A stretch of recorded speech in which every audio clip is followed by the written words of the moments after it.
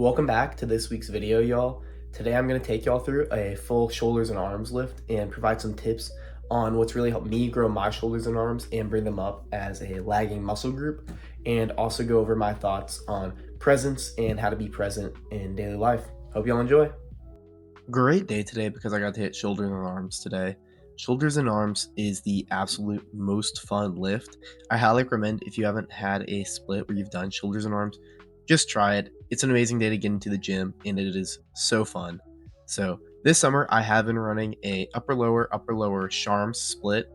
With that split, I have really been using it to prioritize bringing up my shoulders and arms, as especially my arms have always been a lagging muscle group and you can never have too big of shoulders. Some key tips I've been using lately to prioritize my shoulders and arms is treating them like any other muscle group. Even though you may think that shoulders and arms are a smaller muscle group, your shoulders are actually the biggest muscle group in your upper body. So you need to train them hard and with the same intensity that you would train any other body part. And the same goes for your arms. You can't just expect your arms to grow by doing a couple sets at the end of your workout. You need to train them hard and consistently to get them to grow and give them a reason to grow. With that, I like to prioritize shoulders earlier in my workout as they are a bigger muscle group. So by doing them early, I am more fresh for them and I can save up and not be as fatigued for when I go into my arms. The second tip I have for growing my shoulders and my arms is to try to standardize your movements as much as possible so that it makes progressive overload even easier. As you can see here, I have opted to use a back pad for my tricep pushdowns. While the normal tricep pushdown variation is great, a lot of times once you get to some pretty high weights, you tend to use a lot of body English and round the shoulders forward a lot at the bottom to get the weight down, and it is very hard to progress week to week with consistent form. Another tip is for on your incline curls, in the similar vein, try to flex your triceps at the bottom of every single rep. This makes the movement consistent as you're not cutting off any range at the bottom of the rep, and it provides a dead stop for your arms at the bottom, making the rep even more consistent. The final tip I have for growing your shoulders and arms is to hit them with high frequency. If you want any muscle to grow, hitting it with a lot of volume and high frequency is the way to go. With an upper lower Sharm split, I'm able to hit shoulders and arms 3 times a week with pretty good volume as shoulders and your arms get good working volume even on your pushing and pulling movements.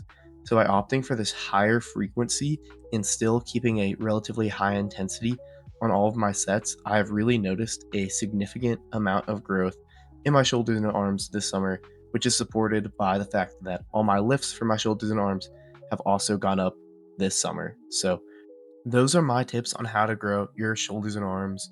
Make sure to make them a priority, and I guarantee you'll see some good growth from them. All right, welcome back to this week's video. This video, I'm going to take the time to talk about the concept of presence and being present in one's own life and with one's choices. So, took a moment. What presence means to me is it is the never-ending pursuit of being grateful and rooted in where you are while also still striving to be better. So that's a whole lot of words. Essentially, presence is a tug of war of being here in this current moment and content with what you are currently doing, while not using that as an excuse not to plan for the future and think about things in the long term. So it is a push and pull between those two concepts. And I think that a lot of us, and myself in particular, we let the plan for the future and the long-term thinking and the stress and worry over the future win that tug of war most of the time. And that leads to a lot more stress in our daily lives. It leads to us always thinking about what's next and never being grateful for what we did or what we have accomplished outside of the moments after we may have accomplished that task. So for my own life, what I really struggle with is like celebrating myself after a big accomplishment and just taking time to take my foot off the gas, even if it's just for a couple hours a day, a week, after something has concluded, whether it's my semester of college, a physical pursuit, a class, whatnot. Particularly when I graduated high school, I remember never really feeling content that 12 to 13 of my years of schooling had concluded because I was so stressed and so unbelievably anxious about going to college and what my next phase of life was going to look like that I didn't even want to talk about my accomplishments or really like reminisce on the good times I had in high school and throughout my schooling career. It like made me, I don't know, feel anxious almost to even bring that stuff up because it's like, no, I need to be completely done with this because now I'm moving on to a new portion of my life. And it didn't allow me to be present in the time that I had from when I graduated to when I went off to college and even in college with those times. And I was so worried about the future, I couldn't be grateful for the moment I was in. So, what does that actually mean for your day-to-day life? I know a lot of times we get caught up in these concepts, and myself in particular, I get caught up in these, and I forget to think about how I can actually apply that to my day-to-day life and how I can be more present. So, some things that I've started to do to help incorporate more presence into my life is first off gratitude. This is probably the number one way. You've probably heard of it before. But for me, just adding a simple practice of when I wake up in the morning, trying to think of 5 things that happened yesterday that I'm grateful for, 5 little moments, little things, and then just counting them out on my fingers and even saying them out loud, I think has allowed me to be way more present in my day-to-day life and also just made my days seem more unique as I can think of 5 new things each day, try not to make them the same. And that has really helped slow my days down and really made every day and feel more unique and made myself feel more present.